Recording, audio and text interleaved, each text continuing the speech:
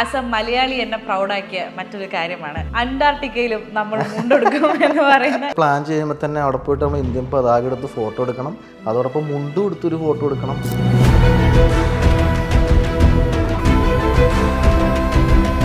പക്ഷെ ഞാൻ എൻ്റെ ഒരു ആഗ്രഹം അവിടെ ലാൻഡ് ചെയ്തിട്ട് കരയിൽ നിന്ന് എടുക്കണം എന്നാണ്. പക്ഷെ നമുക്ക് അങ്ങനെ പറ്റില്ല. അപ്പം ഞാൻ അന്റാർട്ടിക്ക എത്തിയത് എന്നെപ്പോലെ ഒരുപാട് പേര് പോയിട്ടുണ്ട്. അവിടുത്തെ ഇന്ത്യൻ റിസർച്ച് സ്റ്റേഷനിൽ മലയാളികൾ വരെ വർക്ക് ചെയ്യുന്നുണ്ട്. ഒരു അന്റാർട്ടിക്ക പോകാന്നുള്ളത് അത്ര സംഭവമായിട്ട് ചിലപ്പോൾ പലർക്കും തോന്നില്ലായിരിക്കാം. പക്ഷേ ഒരു സൈക്കിൾ ചവിട്ടി നടന്ന ഒരു സാധാരണക്കാരൻ പയ്യൻ അന്റാർട്ടിക്ക പോകുമ്പോഴാണ് അതൊരു വ്യത്യസ്തമായെന്ന് എനിക്ക് തോന്നുന്നു. What is travel according to you? പുതിയ സ്ഥലങ്ങൾ കാണാം, പ്രത്യേകിച്ച് നമ്മൾ പണ്ട് ഈ പഠിച്ച കാര്യങ്ങളും ഹിസ്റ്റോറിക്കലായിട്ട് സ്ഥലങ്ങളും പോയി കാണാം. അത് നേരിട്ട് കാണുമ്പോൾ കിട്ടുന്ന ഒരു ഫീല് ഭയങ്കര.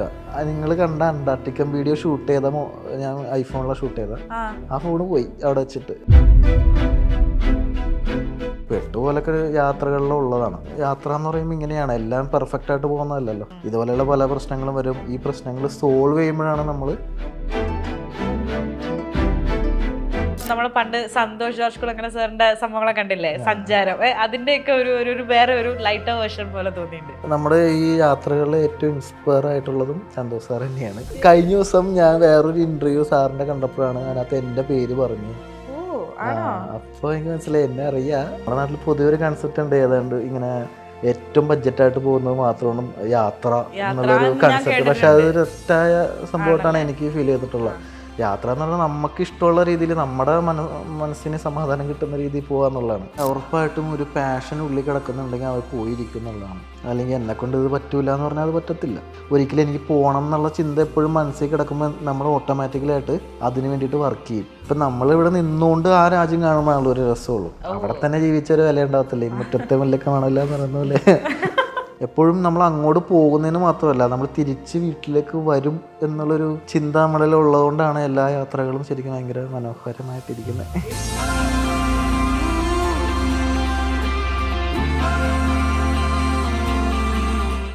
ഇപ്പം ഷെറിനാണ് സോഷ്യൽ മീഡിയയിലെ ഒരു trending star because of your Antarctica trip. അപ്പം കൊച്ചിയില് ഞാൻ കഴിഞ്ഞ ദിവസം ഞാൻ ഷെറിന് ആക്ച്വലി പേഴ്സണൽ മെസ്സേജ് അയച്ചു. അന്റാർട്ടിക്കയിൽ പോയിട്ട് നമ്മുടെ ഇന്ത്യൻ പതാക പിടിച്ച് നിൽക്കുന്നത് കണ്ടപ്പോൾ ആസ് എൻ ഇന്ത്യൻ ഭയങ്കര പ്രൗഡായിട്ട് തോന്നി. അപ്പം ഞാനും എൻ്റെ അനിയനും കൂടി ഇരുന്നിട്ട് ഈ വ്ളോഗ് കാണുന്നത്. അപ്പോൾ അവൻ എന്നോട് പറഞ്ഞത് ഒരു കാര്യമാണ്, സൈക്കിൾ ചവിട്ടി എറണാകുളത്ത് കൂടെ മമ്മൂക്കാൻ്റെ മോഹൻലാലിൻ്റെയൊക്കെ വീടിൻ്റെ കൂടെ പോയ ചേട്ടനാ അന്റാർട്ടിക്ക വരെ എത്തി നിൽക്കുകയാണ് ഇപ്പോൾ. അപ്പം ആ ഒരു ഫീലിങ്ങിനെ പറ്റി തന്നെ ചോദിച്ചിട്ട് തുടങ്ങി. ശരിക്കും അത് തന്നെയാണ്. ഇപ്പം അന്റാർട്ടിക്ക പോകാന്ന് പറഞ്ഞാൽ, ഇപ്പം ഞാൻ അന്റാർട്ടിക്ക എത്തിയത് എന്നെപ്പോലെ ഒരുപാട് പേര് പോയിട്ടുണ്ട്. ഇഷ്ടംപോലെ മലയാളികൾ പോയിട്ടുണ്ട്. അവിടുത്തെ ഇന്ത്യൻ റിസർച്ച് സ്റ്റേഷനിൽ മലയാളികൾ വരെ വർക്ക് ചെയ്യുന്നുണ്ട് ഇന്ത്യയുടെ ഭാഗമായിട്ട്. അപ്പോൾ ഒരു അന്റാർട്ടിക്ക പോകാന്നുള്ളത് അത്ര സംഭവമായിട്ട് ചിലപ്പോൾ പലർക്കും തോന്നില്ലായിരിക്കാം. പക്ഷേ ഒരു സൈക്കിൾ ചവിട്ടി നടന്ന ഒരു സാധാരണക്കാരൻ പയ്യൻ അന്റാർട്ടിക്ക പോകുമ്പോഴാണ് അതൊരു വ്യത്യസ്തമായെന്ന് എനിക്ക് തോന്നുന്നു. അതായിരിക്കും ചിലപ്പോൾ ആൾക്കാർക്ക് ഇത്ര ഒരു ക്യൂരിയോസിറ്റി, എങ്ങനെ ഇവൻ അവിടെ എത്തി എന്നുള്ളത്. എനിക്ക് പോവാമെങ്കിൽ സാധാരണ ആൾക്കാർക്കും പോകാലോ. ആ ഒരു കാരണം തന്നെയാണ് ബാക്കിയുള്ളവരിൽ നിന്ന് ഷെറിനെ ഏറ്റവും കൂടുതൽ ഡിഫറൻഷിയേറ്റ് ചെയ്ത് നിർത്തുന്നത്. കാരണം യാതൊരു വിധ ജാടയില്ല, വളരെ എന്താ പറയാ സിമ്പിൾ ആയിട്ടുള്ള ഒരു മനുഷ്യൻ. ഞാൻ ഷെറിന് ഒരു പിക്ചർ കാണിച്ചു തരാം. ഞാൻ നേരത്തെ ഇന്ത്യൻ ഫ്ലാഗിന്റെ കാര്യം പറഞ്ഞതുപോലെ തന്നെ ആസ് എ മലയാളി എന്നെ പ്രൗഡാക്കിയ മറ്റൊരു കാര്യമാണ് അന്റാർട്ടിക്കയിലും നമ്മൾ മുണ്ടെടുക്കും എന്ന് പറയുന്ന ഈ ഒരു പിക്ചർ. അപ്പം ഇതിന്റെ പുറകിലുള്ള ഒരു എങ്ങനെ മുണ്ട് ഷർട്ട് അവിടെ നിന്ന് നല്ല തണുപ്പായിരുന്നു. ഞാൻ അത് മുണ്ടെടുക്കുമ്പോൾ -2 ആയിരുന്നു ടെമ്പറേച്ചർ. നല്ല തണുപ്പുണ്ട്. ജസ്റ്റ് പെട്ടെന്ന് ഫോട്ടോ എടുക്കുന്നു, ഓടി അത് തീർന്നു, മാറ്റുന്നു. അത് കഴിഞ്ഞ് പിന്നെ വീഡിയോ എടുക്കാൻ വീണ്ടും വരുന്നു. അങ്ങനെ ഒരു 2 മിനിറ്റിനുള്ളിൽ എടുത്ത വീഡിയോ മാത്രമേ ഉള്ളൂ. അത്രേ പറ്റുന്നില്ല, കാരണം സ്വാഭാവികമായിട്ട് ഇത്ര തണുപ്പുള്ള സ്ഥലത്ത് മുണ്ടെടുക്കാൻ പറ്റില്ല. പക്ഷെ എനിക്ക് അങ്ങനെ ഒരു ഫോട്ടോ വേണമെന്ന് ഭയങ്കര ആഗ്രഹം ഉണ്ടായിരുന്നു. അതുകൊണ്ട് ഞാൻ മുണ്ടും കൊണ്ടാണ് പോയത്. ഇന്ത്യൻ ഫ്ലാഗിന്റെ ഒപ്പം മുണ്ടും കൂടി വെച്ചിട്ടുണ്ടായിരുന്നു. ഇത് രണ്ടും അപ്പൊ ഇങ്ങനെ ഞാൻ അന്റാർട്ടിക്കയിൽ പോവുകയാണെങ്കിൽ ചെയ്യും എന്ന് ഈ ഒരു ട്രിപ്പ് പ്ലാനിങ്ങിൽ വന്നപ്പോഴും ഉള്ളിലുണ്ടായിരുന്നു. അത് ഓൾറെഡി ഇത് പ്ലാൻ ചെയ്യുമ്പോൾ തന്നെ അവിടെ പോയിട്ട് നമ്മൾ ഇന്ത്യൻ പതാക എടുത്ത് ഫോട്ടോ എടുക്കണം, അതോടൊപ്പം മുണ്ടും എടുത്തൊരു ഫോട്ടോ എടുക്കണം എന്നായിരുന്നു ആഗ്രഹം. പക്ഷെ ഈ മുണ്ടിന്റെ കാര്യം എപ്പോഴും എനിക്ക് ഡൗട്ടായിരുന്നു. പക്ഷെ ഞാൻ എൻ്റെ ഒരു ആഗ്രഹം അവിടെ ലാൻഡ് ചെയ്തിട്ട് കരയിൽ നിന്ന് എടുക്കണം എന്നാണ്. പക്ഷെ നമുക്ക് അങ്ങനെ പറ്റില്ല, കാരണം അങ്ങോട്ട് ഇറങ്ങണമെങ്കിൽ കുറെ പ്രൊസീജിയറൊക്കെ ഉണ്ട്. അപ്പോൾ മുണ്ടും കൊണ്ടുപോയാൽ തണുത്ത് വിറയ്ക്കും എന്ന് മാത്രമല്ല ഭയങ്കര പാടാ, കാരണം കപ്പലിൽ നിന്ന് കുറെ ഡിസ്റ്റൻസ് ഉണ്ടാവും. അപ്പം അത്രയും സമയം കൊണ്ടെടുക്കാൻ പറ്റില്ല. അപ്പോൾ അതുകൊണ്ട് കപ്പലിൽ നിന്നുകൊണ്ട് തന്നെ നമ്മൾ മുണ്ടെടുത്തു, ഫോട്ടോ എടുത്തു. എന്തായാലും അന്റാർട്ടിക്കയിലാണ് അല്ലേ? ഓക്കെ. അപ്പൊ ഈ ഇന്ത്യൻ ഫ്ലാഗിന്റെ കാര്യം അതുപോലെ തന്നെ മുണ്ടിന്റെ കാര്യം ചെക്ക് ലിസ്റ്റിൽ ചെക്ക് ചെയ്ത കാര്യങ്ങളാണ്. എന്തൊക്കെയാണ് ചെയ്യണം എന്നുണ്ടായിട്ട് അവിടുത്തെ ഒരു കാലാവസ്ഥ മൂലമൊക്കെ ചെയ്യാൻ പറ്റാഞ്ഞ കാര്യങ്ങൾ?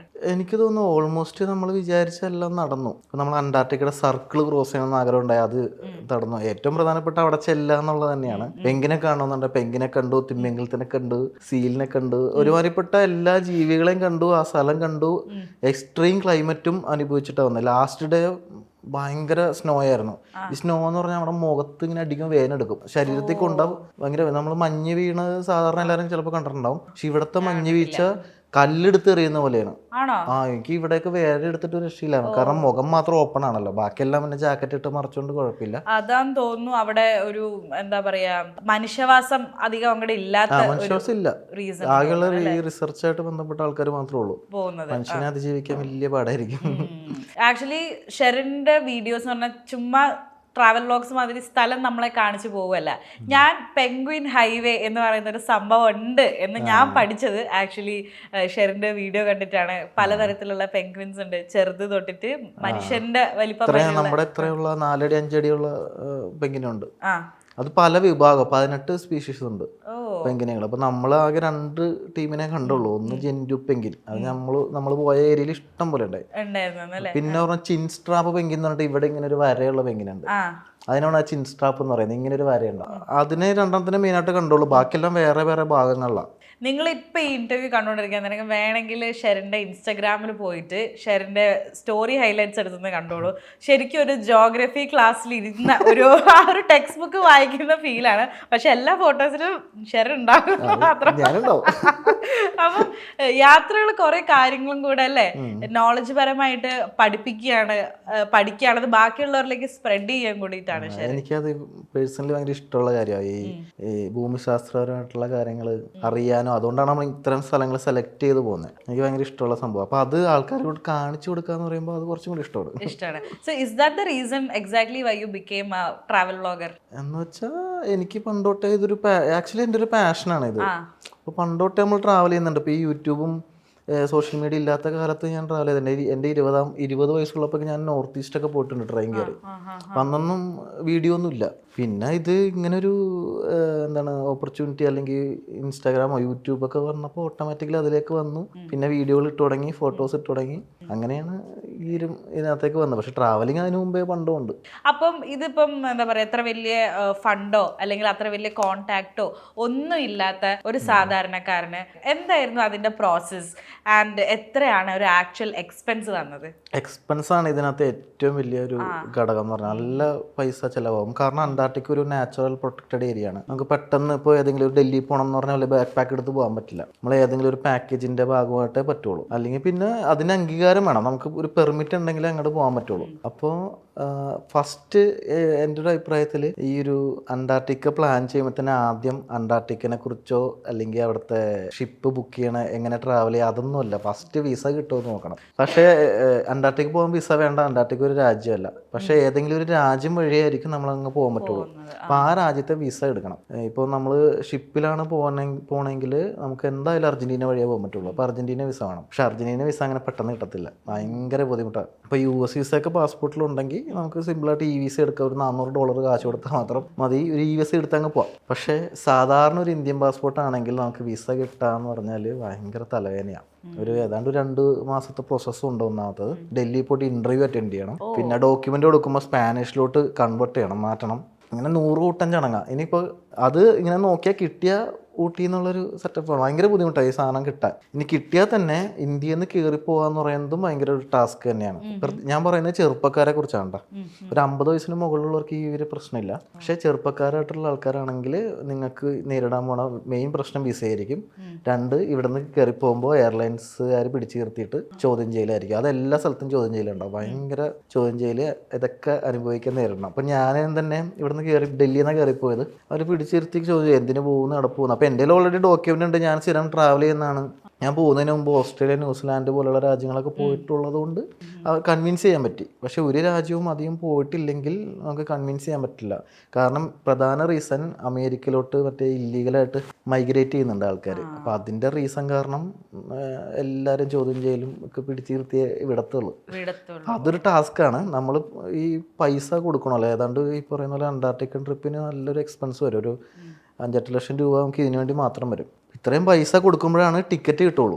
ഈ ടിക്കറ്റ് വിസ എടുക്കാൻ കൊടുക്കണം. ഈ ഇപ്പൊ മറ്റേത് ഷിപ്പ് ബുക്ക് ചെയ്യാന്ന് പറഞ്ഞാൽ അതൊരു ആർക്കും ബുക്ക് ചെയ്യാൻ കാശ് കൊടുത്താൽ ഒരു ടിക്കറ്റ് തരും.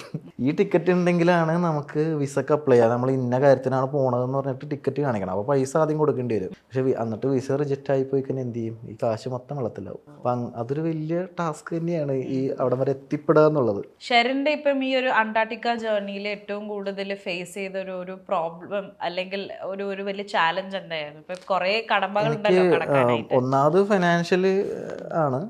ഈ ഫണ്ട് ഉണ്ടാക്കാന്നുള്ള. ഞാനിത് ബുക്ക് ചെയ്യും പ്ലാൻ ചെയ്യുമ്പോൾ എനിക്ക് ഇത് പോകാനുള്ള എൻ്റെ കയ്യിൽ പൈസ ഇല്ല. എത്ര ഞാൻ ഒരു വർഷം നീണ്ട പ്ലാനിങ് ആയിരുന്നു എങ്ങനെ പോകണം എന്നൊക്കെ കുറേ പഠിച്ച്. അപ്പോൾ എനിക്ക് ഏറ്റവും ബെറ്റർ ആയിട്ട് തോന്നിയത് ഷിപ്പ് എടുത്ത് പോകാൻ തന്നെയാണ്. നമുക്ക് വേണമെങ്കിൽ ഫ്ലൈ ചെയ്ത് പോകാനുള്ള ഓപ്ഷൻ ഉണ്ടെങ്കിലും പക്ഷെ അത് കുറച്ചും കൂടി റിസ്ക്കും എക്സ്പെൻസീവ് ആയിട്ടും തോന്നി. പിന്നെ നമ്പർ ഓഫ് ഡേയ്സ് ഒക്കെ കുറവാണ്. ഏറ്റവും ബെറ്റർ, ഏറ്റവും പറ്റിയ ബഡ്ജറ്റും ഈ ഒരു ഷിപ്പ് പോകാൻ തന്നെയാണ്. നമുക്ക് ലാൻഡ് ചെയ്യാം. പിന്നെ ക്രൂസ് ചെയ്യുന്നൊരു ഓപ്ഷൻ ഉണ്ട്, പക്ഷെ അത് ലാൻഡ് ചെയ്യില്ല. അത് ഒരു സുഖം ഉണ്ടാവില്ല എന്ന് വിചാരിച്ചിട്ട് എക്സ്പെഡിഷൻ ഷിപ്പ് ബുക്ക് ചെയ്തു. അപ്പോൾ ഏതാണ്ട് ഒരു 2021 തൊട്ടാണ് ഇത് പ്ലാനിങ് ചെയ്യണത്. 2022 ഞാനത് ബുക്ക് ചെയ്തു ഷിപ്പ്. ഓ, അപ്പം 2-3 years ആയിട്ട് മൈൻഡിലുള്ള കുറേ നാളായി, 3 വർഷത്തോളമുള്ള പ്ലാനിങ് അത്. അപ്പോൾ 2022 ഷിപ്പ് ബുക്ക് ചെയ്യുമ്പോൾ ബുക്ക് ചെയ്യാനുള്ള കാശ് മാത്രമേ എൻ്റെ ഉള്ളൂ. ബാക്കി പിന്നെ ഫണ്ട് ഉണ്ടാക്കണം. അത് ഏതാണ്ട് ട്രിപ്പ് പോണതിന് മുമ്പ് ഒരു 3 മാസം മുമ്പ് ബാക്കി ഫുള്ള് കൊടുത്താൽ മതി. അപ്പോൾ ആ ഒരു ഗ്യാപ്പ് ഉണ്ട്. അപ്പോൾ ആ ഒരു ഫണ്ട് ഉണ്ടാക്കാൻ പറ്റും എന്നുള്ളൊരു കോൺഫിഡൻസിലാണ് നമ്മളത് ബുക്ക് ചെയ്യുന്നു. പിന്നെ അതിൻ്റെ പ്രോസസ്സിങ് കാര്യം നടക്കുന്നു. ഫണ്ടൊക്കെ ഞാൻ ഇങ്ങനെ കൂട്ടി വെച്ച് ഓരോ മാസം കൂട്ടി വെച്ച് ഫണ്ടൊക്കെ ആയി. പിന്നെ വിസയുടെ പ്രോസസ്സിങ് ആണ് തലവേദന വന്നത്. പിന്നെ അതങ്ങ് എന്തൊക്കെയോ വായി കൊണ്ടൊക്കെ കുറേയൊക്കെ ശരിയായി. പിന്നെ ഇതിൻ്റെ പ്രൈസ് എന്ന് പറഞ്ഞാൽ ഏതാണ്ട് $6,000 USD, $7,000 ആ റേറ്റ് സ്റ്റാർട്ട് ചെയ്യുന്നത്. അപ്പോൾ ഞാനൊക്കെ എടുത്ത ഏറ്റവും താഴത്തെ കാറ്റഗറിയാണ് ഷിപ്പിൽ. എഫ് ക്യാബിൻ എന്ന് പറയും. ഏറ്റവും ചെറിയൊരു റൗണ്ട് മാത്രമേ ഉണ്ടാവുള്ളൂ പുറത്തോട്ടുള്ള വ്യൂ. പിന്നെ ബാൽക്കണി ഓപ്ഷൻ ഉണ്ട്. അങ്ങനെ പല ലക്ഷറി ഓപ്ഷനൊക്കെ ഉണ്ട്. അതൊക്കെ ഏതാണ്ട് 15 ലക്ഷം, 20 ലക്ഷം, 30 ലക്ഷം എന്നൊക്കെ പറഞ്ഞിട്ട് അത്ര എമൗണ്ട് ഒക്കെ വരും. അതിൻ്റെ നമുക്കതിൻ്റെ ആവശ്യമില്ല. നമ്മൾ അതിൻ്റെ ഉള്ളിൽ ഇരിക്കാൻ പോണില്ല. നമ്മൾ ഫുൾ ടൈം പുറത്തായിരിക്കും എന്ന് എനിക്കറിയാം. ഉറങ്ങാൻ വേണ്ടി മാത്രമല്ലേ നമുക്ക് ആവശ്യമുള്ളൂ റൂം. അപ്പൊ ഏറ്റവും ചെറുത് മതി. പൈസ എത്രയും കൊടുത്താൽ മതി. ഇപ്പൊ എങ്ങനെ പോയാലും ഈ പറയുന്ന ഒരു 7 ലക്ഷം രൂപ, 8 ലക്ഷം രൂപയുടെ റേഞ്ച് വരും. പ്ലസ് ഇന്ത്യയിൽ നിന്ന് പോകുമ്പോൾ ഫ്ലൈറ്റ് ടിക്കറ്റ് അറൗണ്ട് 2 ലക്ഷം രൂപ വേറെ വരും. വിസ എടുക്കാൻ പോകുമ്പോൾ ഡൽഹി പോകണം. അപ്പോൾ ട്രെയിനോ അല്ലെങ്കിൽ ഫ്ലൈറ്റോ എടുക്കുകയാണെങ്കിൽ അതിൻ്റെ എക്സ്പെൻസ്. നമ്മൾ ചെന്ന് ഇറങ്ങുന്നത് ബ്യൂണസ് എയർസിലായിരിക്കും, അർജന്റീനയുടെ ക്യാപിറ്റൽ. അവിടെ നിന്ന് നമ്മൾ ഏതാണ്ട് ഡൊമസ്റ്റിക് ഫ്ലൈറ്റ് എടുത്തിട്ട് ഒരു 10,000-3000 കിലോമീറ്റർ താഴത്ത് ഏറ്റവും സൗത്തിൽ വരണം. അപ്പം അതിൻ്റെ അപ്പ് ആൻഡ് ഡൗൺ ടിക്കറ്റ് വേണം. അപ്പോൾ എക്സ്പെൻസ് അഡീഷണൽ വേറെ വരും. നല്ല ചെലവുള്ള കാര്യം. മൊത്തം ഈ ഒരു അന്റാർട്ടിക്ക യാത്ര എത്ര പൊടിച്ചിട്ടുണ്ട്? എനിക്ക് 10 ലക്ഷം രൂപ ചെലവായി. മൊത്തം 10 ലക്ഷം രൂപ ഉണ്ടെങ്കിൽ ഷെറിൻ പോയ പോലെ അന്റാർട്ടിക്ക പോയി നമുക്ക് ടെൻഷൻ ഇല്ലാണ്ട് പോവാം. എങ്ങനെയാണ് ഷെറിൻ ഒരു ലക്ഷറി ഇഷ്ടപ്പെടുന്ന ഒരു യാത്രികനാണോ, ഒരു ട്രാവലർ ആണോ, അതോ എപ്പോഴും പബ്ലിക് ട്രാൻസ്പോർട്ടും അങ്ങനെയൊക്കെ? അല്ല, ഞാൻ ലക്ഷറിയും അല്ല, ഏറ്റവും ബഡ്ജറ്റും പിടിക്കില്ല. ഞാൻ ഒരു മീഡിയം റേഞ്ചിലാണ് എനിക്ക് ഇഷ്ടം. ട്രാവൽ എപ്പോഴും അതാണോ നല്ലത്? എനിക്ക് പേഴ്സണലി ഇഷ്ടം അതാണ്. ഏറ്റവും ബഡ്ജറ്റായിട്ട് പോകണതും എനിക്ക് ഇഷ്ടമല്ല, ഏറ്റവും ലക്ഷറി ആയിട്ട് പോകണത് ഇഷ്ടമല്ല. ഒരു മീഡിയം റേഞ്ച്. എന്നാൽ നമ്മൾ ബസ്സിലും കയറും, ട്രെയിനിലും കയറും, ഫ്ലൈറ്റും കയറും. അങ്ങനെയുള്ള ഒരു രീതിയിലാണ് എനിക്ക് പേഴ്സണലി. പിന്നെ ഇത് ഓരോരുത്തർക്കും ഇഷ്ടം ഉണ്ടാവില്ല, എങ്ങനെ പോകണം, എങ്ങനെ യാത്ര ചെയ്യണം. ചിലർക്ക് ബൈക്ക് ഓടിച്ചാണ് പോകാൻ ഇഷ്ടം, ചിലർക്ക് ഡ്രൈവ് ചെയ്ത് പോകണമായിരിക്കും ഇഷ്ടം, ചിലർക്ക് മലകൾ കയറണമായിരിക്കും ഇഷ്ടം. അപ്പോൾ അത് ഓരോരുത്തരുടെ രീതിയാണ്. പക്ഷേ നമ്മുടെ നാട്ടിൽ പൊതുവെ ഒരു കൺസെപ്റ്റ് ഉണ്ട്, ഏതാണ്ട് ഇങ്ങനെ ഏറ്റവും ബഡ്ജറ്റായിട്ട് പോകുന്നത് മാത്രമാണ് യാത്ര എന്നുള്ളൊരു കൺസെപ്റ്റ്. പക്ഷെ അതൊരു തെറ്റായ സംഭവമായിട്ടാണ് എനിക്ക് ഫീൽ ചെയ്തിട്ടുള്ളത്. യാത്ര എന്ന് പറഞ്ഞാൽ നമുക്ക് ഇഷ്ടമുള്ള രീതിയിൽ നമ്മുടെ മനസ്സിന് സമാധാനം കിട്ടുന്ന രീതിയിൽ പോകുക എന്നുള്ളതാണ്. അത് ഇങ്ങനെ തന്നെ പോയത് മാത്രമാണ് യാത്ര എന്നുള്ളതിന് ആ കൺസെപ്റ്റ് അല്ല, മീൻസ് അത് മാത്രമാണ് യാത്ര എന്ന് പറയുന്നത് ശരിയല്ല. ലക്ഷറി ആയിട്ട് പോകുന്നത് യാത്ര തന്നെയാണ്. ഓരോരുത്തർക്ക് ഇഷ്ടമുള്ള കാശുള്ള പോലെ പോകണത്, കാശില്ലെങ്കിൽ അതുപോലെ പോവാ. നമ്മുടെ മനസ്സിന് ഇഷ്ടപ്പെട്ട രീതിയിൽ പോകാന്നുള്ളതാണ് യാത്ര. ഓക്കെ. ഷെറിൻ ആക്ച്വലി വേറൊരു പ്രത്യേകതയും കൂടിയുണ്ട്. എന്താണെന്നറിയോ, നമ്മൾ മലയാളികൾക്ക് ആദ്യമായിട്ട് നോർത്ത് കൊറിയ കാണിച്ചു തന്ന ഒരു മലയാളി ഷെറിൻ അല്ലേ? ഷെറിൻ പക്ഷെ അത് ഞാൻ ചൈന ബോർഡറിൽ നിന്നിട്ടാണ്, ഞാൻ ഉള്ളിൽ കയറിയില്ല. ഉള്ളിൽ ഇപ്പൊ അത് ഓപ്പൺ ഒന്നുമല്ല. അത് ചൈനയുടെ ഡാൻടോങ് എന്ന് പറയുന്ന ഒരു ബോർഡർ ടൗൺ ഉണ്ട്. അവിടെ പോയി കഴിഞ്ഞാൽ നമുക്ക് ആ ബോർഡർ ഏരിയയിലുള്ള നോർത്ത് കൊറിയൻ സൈഡൊക്കെ കാണാം, അവിടുത്തെ ആൾക്കാരെ കാണാം. പക്ഷെ ഞാൻ ഉള്ളിൽ കയറിയിട്ടില്ല. ഇല്ല. അല്ല, പക്ഷെ നമ്മുടെ കൂടെ എന്തോ ഒരു ഗൈഡ്, അവരുടെ ഗൈഡ് ഉണ്ടെങ്കിൽ നമുക്ക് കയറി കാണാം. അങ്ങനെ പറ്റത്തുള്ളൂ. ട്രൈ ചെയ്തില്ലേ? അത് ഓപ്പൺ അല്ലേ ഇപ്പൊ? അത് ഒരു 5 വർഷമായിട്ട് അടച്ചിട്ടേക്കത്. ഒരു മനുഷ്യനെ അകത്തേറ്റില്ല നിലവില്. അതിന് ഓപ്പൺ ആകുമ്പോ കയറായിരിക്കും. പോകും. എനിക്ക് പിന്നെ എവിടെ വേണമെങ്കിലും പോകാലോ. തേരാപാരയൊക്കെ ചെയ്തുകൊണ്ടിരുന്ന സമയത്തെ സൈക്കിളുമായിട്ട് ബേസിക്കലി കൊച്ചി കറങ്ങി നടന്ന് കാണിക്കുക, ഇതായിരുന്നു ഷെറിൻ ലൈക് ജനശ്രദ്ധയിലേക്ക് വന്നിട്ടുള്ള സമയത്ത് ചെയ്തുകൊണ്ടിരുന്നത് എന്ന് എനിക്ക് തോന്നുന്നു. ബിഫോർ ദാറ്റ് ഷെറിൻ പോൾ എന്തായിരുന്നു, ആരായിരുന്നു? ഞാൻ ആക്ച്വലി അങ്ങനെ സാധാരണ എല്ലാവരും ചെയ്യണ പോലെ പല ജോലികളും പല കടകളിലും പല ഓഫീസുകളിലൊക്കെ ജോലി ചെയ്തിട്ടുണ്ട്. അതിന്റെ കൂടെ തന്നെ ഈ വ്ളോഗും പരിപാടിയും ട്രാവലിംഗ് ഒക്കെ ഉണ്ട്. ഇപ്പൊ മുടക്കോസം കിട്ടുമ്പോഴൊക്കെയാണ് നമ്മൾ ഈ ലോക്കൽ സ്ഥലങ്ങളും ഒക്കെ പോകുന്നത്. അങ്ങനെ നിൽക്കുമ്പോഴാണ് ഞാൻ പിന്നെ ജോലിയൊക്കെ ആ സമയത്ത് ഉണ്ടായിരുന്ന ജോലിയൊക്കെ റിസൈൻ ചെയ്ത് ഫുൾ ടൈം ഇതാക്കി മാറ്റി. പക്ഷെ അത് അങ്ങനെ ഇരിക്കുമ്പോഴാണ് ഈ കൊറോണ വരുന്നത്. കൊറോണ വരുമ്പോൾ മൊത്തത്തിൽ ഡൗൺ ആയി. എനിക്ക് ആ സമയത്ത് കുറച്ച് ലോണും കാര്യങ്ങളൊക്കെ ഉണ്ട്, വേറെ ജോലിയില്ല, പുറത്തോട്ട് ഇറങ്ങാൻ പറ്റുന്നില്ല. പുറത്തോട്ട് ഇറങ്ങിയാൽ എന്തെങ്കിലും വീഡിയോ ഒക്കെ ചെയ്യാൻ പറ്റുള്ളൂ. അന്ന് വലിയ വരുമാനമൊന്നുമില്ല. എനിക്ക് ഏതാണ്ട് ഞാൻ 4 വർഷമായിട്ട് യൂട്യൂബില് 10 പൈസ വരുമാനം ഇല്ലാണ്ടാണ് വീഡിയോ ഇട്ടോണ്ടിരുന്നത്. 4 വർഷമായിട്ട് എനിക്ക് വരുമാനം ഇല്ലായിരുന്നു. ഈ 2020 തൊട്ടാണ് എനിക്ക് എന്തെങ്കിലുമൊക്കെ വരുമാനം യൂട്യൂബിൽ നിന്ന് വന്നു തുടങ്ങിയത്. അപ്പോൾ ആ കൊറോണയ്ക്ക് ശേഷമാണ് പിന്നെ ഈ പറയുന്ന സൈക്കിളിൻ്റെ സംഭവമൊക്കെ സ്റ്റാർട്ട് ചെയ്ത് അത് അത്യാവശ്യം ആൾക്കാരിലോട്ട് എത്തി. പിന്നെ ഇതുവരെ വലിയ കുഴപ്പമില്ലാണ്ട് എത്തി. ഷെറിൻ്റെ ഒരു പ്രത്യേകത എന്താ അറിയോ, ഇപ്പം ഷെറിൻ ഓരോ സ്ഥലം പോയി കണ്ടു കഴിയുമ്പോൾ അവിടുത്തെ കാര്യങ്ങൾ ഇങ്ങനെ ഭയങ്കര സിമ്പിൾ ആയിട്ടുള്ള ലാംഗ്വേജിൽ നമുക്ക് ഇങ്ങനെ കാഷ്വലി എക്സ്പ്ലെയിൻ ചെയ്തു തരും. ഒരു രീതിയിൽ യുനോ സിംപ്ലിഫൈഡ് വേർഷൻ ഓഫ് നമ്മൾ പണ്ട് സന്തോഷ് ജോർജ് കുളങ്ങര സാറിന്റെ സംഭവങ്ങളൊക്കെ കണ്ടില്ലേ, സഞ്ചാരം, അതിന്റെയൊക്കെ ഒരു വേറെ ഒരു ലൈറ്റർ വേർഷൻ പോലെ തോന്നിയിട്ടുണ്ട്. അദ്ദേഹമാണോ ഇൻസ്പിറേഷൻ? ആണ്. ഞാൻ പണ്ട് തൊട്ടേ ഈ സഞ്ചാരം കാണുമായിരുന്നു. അതായത് ചെറുപ്പം തൊട്ടേ എന്ന് വെച്ചാൽ ഇപ്പോൾ സഫാരി ചാനൽ പോലും ഇല്ലാത്ത സമയത്ത് അന്ന് ഫസ്റ്റ് ഏഷ്യാനെറ്റിലാണ് ഇത് വരുന്നത്. അന്ന് തൊട്ടേ എനിക്ക് തോന്നുന്നു എല്ലാ ഞായറാഴ്ചയും 12 മണിക്കാണ് 10 മണിക്കാണ്, ഞാൻ സമയം മറന്നു, രാവിലെയാണ് എന്തായാലും, രാവിലെയാണെന്നാണ് എൻ്റെ ഓർമ്മ. അപ്പം അന്ന് തൊട്ടേ നമ്മൾ അത് കണ്ടുകൊണ്ട് സ്ഥിരം കാണുന്നതാണ്. പിന്നെ സഫാരി ചാനൽ വന്നപ്പോൾ സ്ഥിരമായിട്ട് കാണുന്നുണ്ട്. ഇപ്പോൾ യൂട്യൂബിലും ഉണ്ട് ഓൾറെഡി. അപ്പം പണ്ട് തൊട്ടേ അത് കണ്ട് കണ്ട് കണ്ട് നമുക്കൊരു ഇൻസ്പിറേഷൻ ആയത് സന്തോഷ് സാറും അതുപോലെ സഞ്ചാരം തന്നെയാണ്. അപ്പം അത് നമ്മുടെ ഈ യാത്രകളിൽ ഏറ്റവും ഇൻസ്പയർ ആയിട്ടുള്ളതും സന്തോഷ് സാർ തന്നെയാണ്. സന്തോഷ് സാറിൻ്റെ ഒരു പരിപാടിയില്ലേ, അതായത് സഫാരി ചാനലില്, ആ യാത്രയിൽ ഞാൻ പോയിട്ട് എൻ്റെ ട്രാവൽ എക്സ്പീരിയൻസ് ഷെയറിങ് ചെയ്തിട്ടുണ്ട്. അതെ അതെ, അത് എനിക്ക് ഒരു ഭയങ്കര ഒരു അച്ചീവ്മെന്റ് പോലെയാണ് എനിക്ക് തോന്നിയത്. ആ ഒരു നമ്മൾ പണ്ടോട്ടേ കാണുന്ന അതേ ചാനലിൽ പോയിട്ട് നമ്മൾ വന്നു എന്ന് പറയുന്നത് അതൊരു സംഭവമാണ്. പക്ഷെ ഞാൻ അന്ന് പോകുമ്പോൾ സാർ അവിടെ ഇല്ലായിരുന്നു. ഇനി നേരിട്ട് എൻ്റെ നമ്പർ ഉണ്ട് ആക്ച്വലി, പക്ഷെ എനിക്ക് വിളിക്കാനും മടി. പക്ഷെ കഴിഞ്ഞ ദിവസം ഞാൻ വേറൊരു ഇന്റർവ്യൂ സാറിന്റെ കണ്ടപ്പോഴാണ് അതിനകത്ത് എന്റെ പേര് പറഞ്ഞ്. അപ്പൊ എനിക്ക് മനസ്സിലായി എന്നെ അറിയാം, എന്റെ വീഡിയോ സാറ് കണ്ടിട്ടുണ്ട്. അതും എനിക്കൊരു അഭിമാനമായിട്ടുള്ളൊരു ഇതായിട്ടാണ് എനിക്ക് തോന്നിയത്. ഒരു ദിവസം വിളിച്ചിട്ട് ചെന്ന് കാണണമെന്ന് ആഗ്രഹമുണ്ട്. ഫോൺ നമ്പർ ഉണ്ടെങ്കിൽ എനിക്ക് ഇതുവരെ വിളിക്കാനായിട്ട് ഒരു പേടി ഉണ്ടായിരുന്നു. ഈ ചില ആൾക്കാർ പറയും അവർക്ക് എന്തെങ്കിലും ഒരു ചോദ്യത്തിനുള്ള ഒരു ആൻസറിന് വേണ്ടിയിട്ടായിരിക്കും യാത്ര ചെയ്യുന്നത്, അല്ലെങ്കിൽ ചിലർക്ക് ഒരു ലെഷർ ടൈമിന് വേണ്ടിയിട്ടായിരിക്കും യാത്ര ചെയ്യുന്നത്. What is travel according to you? എന്നെ സംബന്ധിച്ച് എനിക്ക് പുതിയ സ്ഥലങ്ങൾ കാണാം. പ്രത്യേകിച്ച് നമ്മൾ പണ്ട് ഈ പഠിച്ച കാര്യങ്ങളും കുറേ ഹിസ്റ്ററി ഇഷ്ടമുള്ളതുകൊണ്ട് ഹിസ്റ്റോറിക്കലായിട്ട് സ്ഥലങ്ങളും പോയി കാണാം. അത് നേരിട്ട് കാണുമ്പോൾ കിട്ടുന്നൊരു ഫീല് ഭയങ്കര. അപ്പോൾ അത് നമ്മൾ വീഡിയോ എടുത്ത് ആൾക്കാർക്ക് കാണിച്ചും കൊടുക്കാനും നമുക്ക് ഭയങ്കര ഇൻട്രസ്റ്റ് ആയിട്ട് തോന്നും. അപ്പം ആ ഒരു പുതിയ സ്ഥലങ്ങൾ കണ്ടെത്തി പോകാനുള്ള ഒരു ഇൻസ്പിറേഷനാണ് ആക്ച്വലി ഇതേപോലെ ആൾക്കാർക്ക് ഇഷ്ടപ്പെടുക എന്നുള്ളത്. വീഡിയോ എടുത്ത് കൂടുതൽ ആൾക്കാർക്ക് ഇഷ്ടപ്പെടുന്നുണ്ടെങ്കിൽ നമുക്ക് വീണ്ടും പുതിയ പുതിയ സ്ഥലങ്ങൾ കാണിച്ചു കൊടുക്കാൻ നമുക്ക് തോന്നും. അപ്പോൾ അതും ഒരു മോട്ടിവേറ്റ് ആകുന്ന സംഭവം തന്നെയാണ്. ഞാൻ ചോദിക്കട്ടെ, നമ്മൾ 7 വണ്ടേഴ്സ് ഓഫ് വേൾഡിൽ ഇപ്പം താജ്മഹൽ കണ്ടിട്ടുണ്ട്, ഗ്രേറ്റ് വാൾ ഓഫ് ചൈന കണ്ടിട്ടുണ്ട്, പിന്നെ ഐ തിങ്ക് പിരമിഡും കണ്ടിട്ടുണ്ട് ഈജിപ്തിൽ പോയിട്ട്. എന്തൊക്കെയാണ് ഇനി ബക്കറ്റ് അതും എൻ്റെ ലിസ്റ്റിലുള്ള സംഭവമായിരുന്നു. ആ പക്ഷെ ഞാനത് ഒറ്റയടിക്കൊന്നും ഇതുവരെ എടുത്തിയാട് ചെയ്യത്തില്ല. എന്ന് വെച്ചാൽ പയ്യെ പ്ലാൻ ചെയ്ത്, കാരണം ഇതൊക്കെ പല പല ഭൂഖണ്ഡങ്ങളിലാണ്. അപ്പോൾ പയ്യെ ചെയ്യുള്ളൂ. നമ്മൾ പൈസ നോക്കണം, എല്ലാ കാര്യങ്ങളും നോക്കണമല്ലോ. പിന്നെ ഇഷ്ടം പോലെ കാണാനുണ്ട്. ഇപ്പോൾ ഫ്രാൻസിൽ ഈഫിൽ ടവർ ഉണ്ട്, പിസ ഗോപുരം, അതൊക്കെ ഒറ്റയടിക്ക് കാണാൻ പറ്റും. കൊളോസിയം അതൊക്കെ ഒരേ യൂറോപ്പിൽ തന്നെയുണ്ട്, പെട്ടെന്ന് കാണാം. പിന്നെ പെറുവിലാണ് മറ്റേ മാച്ചു പിച്ചു ഒക്കെ ഉള്ളത്. ബ്രസീലിലാണ് മറ്റേ റിയോ ഡി ജനീറോയിലാണ് മറ്റേ ക്രൈസ്ത റെഡിമീർ. അങ്ങനെ ബ്രസീൽ വഴി പോയപ്പോൾ കണ്ടിട്ട് പോയിരുന്നില്ലേ? അല്ല, അത് ജസ്റ്റ് ട്രാൻസിറ്റ് മാത്രമേ ഉണ്ടായിരുന്നുള്ളൂ, ഇറങ്ങിയില്ല. പിന്നെ ബ്രസീലും സൗത്ത് അമേരിക്കയിലെ പ്രശ്നം എന്താണെന്ന് വെച്ചാൽ നമുക്ക് സാധാരണ ഇതുപോലെ വീഡിയോ എടുത്ത് നടക്കുമ്പോഴൊക്കെ പണി കിട്ടും, പെട്ടെന്ന് മൊബൈല് തട്ടിക്കൊണ്ടുപോകൊക്കെ ഉണ്ടാവും. എൻ്റെ അർജന്റീനയിൽ വെച്ച് മൊബൈൽ പോയി. എവിടെ വെച്ച്? അർജന്റീനയിൽ നിങ്ങൾ കണ്ട അന്റാർട്ടിക്കൻ വീഡിയോ ഷൂട്ട് ചെയ്ത, ഞാൻ ഐഫോണിലാണ് ഷൂട്ട് ചെയ്ത, ആ ഫോണ് പോയി അവിടെ വെച്ചിട്ട്.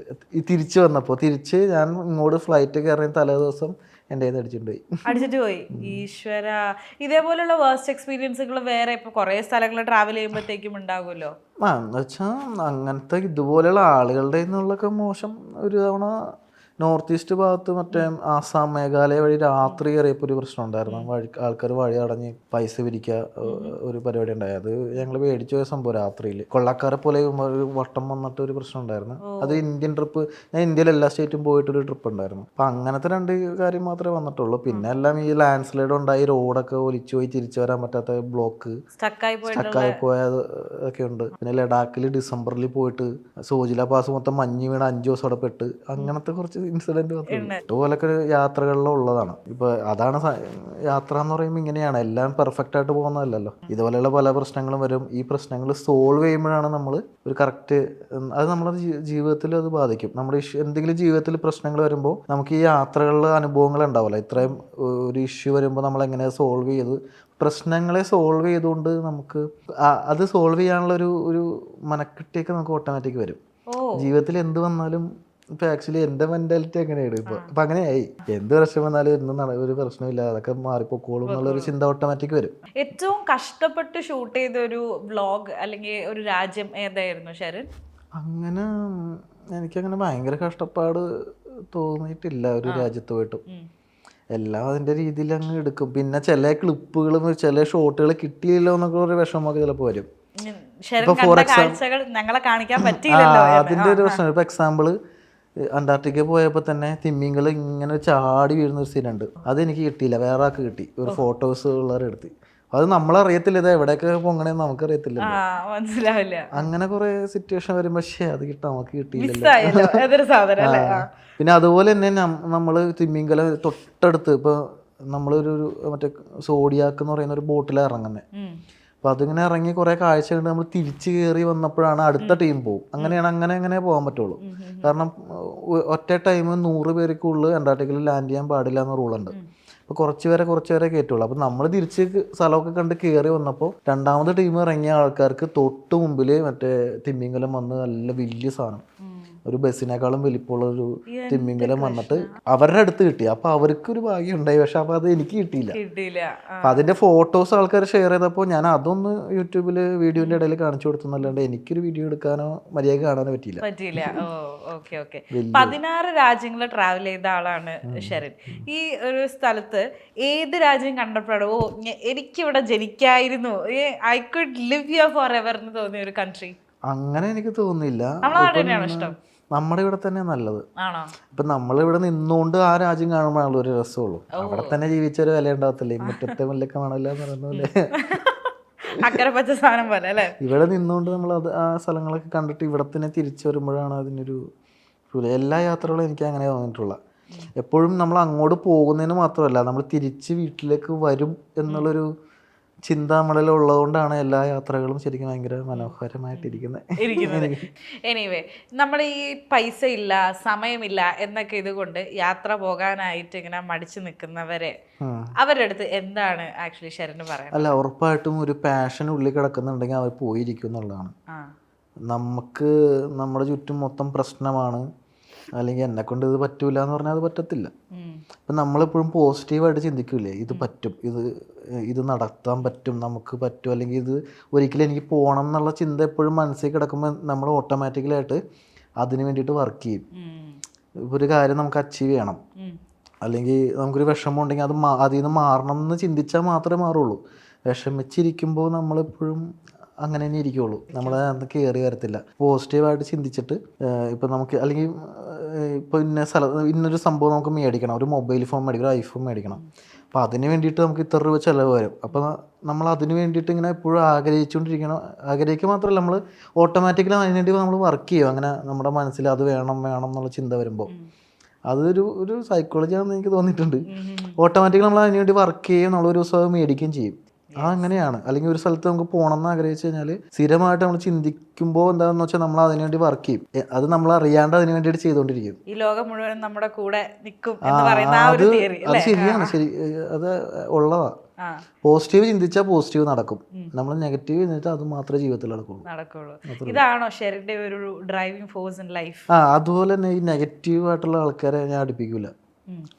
എപ്പോഴും നെഗറ്റീവ് പറയുന്നവർ, കുറ്റം പറയുന്നവർ, ഇതെൻ്റെ ഫ്രണ്ട് സർക്കിളിൽ നോക്കിയൊക്കെ ഞാൻ അങ്ങനെയുള്ളവരെ കാണത്തില്ല. ഞാൻ അവരെ ഇങ്ങനെ വയ്യ മാറ്റി വെക്കും. അങ്ങനെ ഒരു ഗുണമുണ്ട്. പിന്നെ അതാണ് നല്ലത്.